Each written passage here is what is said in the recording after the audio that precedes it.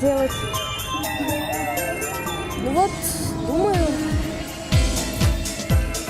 Ну, Камила, я уже весь интернет обыскала, никаких инструкций нету.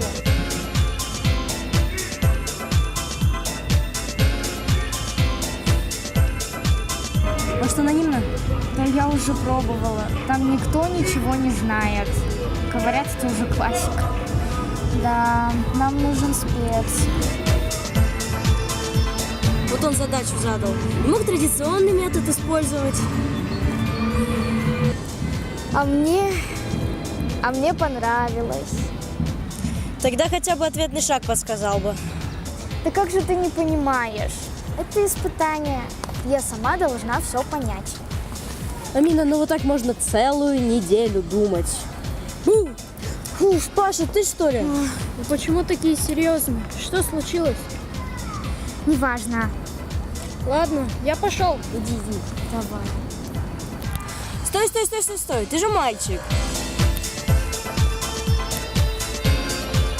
Да, и что с этого? Точно! Как же я сразу не догадалась? Паша! Да что у вас случилось? Амину мальчик в школе дернул за косичку. Теперь мы думаем, что она ему нравится. Ну, я не знаю, как ему ответить. Ладно, если бы он мне фотку в Инстаграме лайкнул, тогда все понятно. А что же делать в этом случае? Тут девочке надо подумать. О, придумал. Ты должна его ударить рюкзаком по голове. Серьезно? Рюкзаком? А планшетом или телефоном не сойдет? Нет, девочки, тут нужен только рюкзак. Ух ты, круто! А какой лучше рюкзак взять?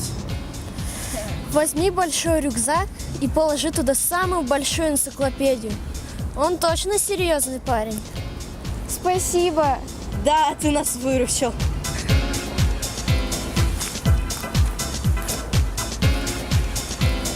Пока.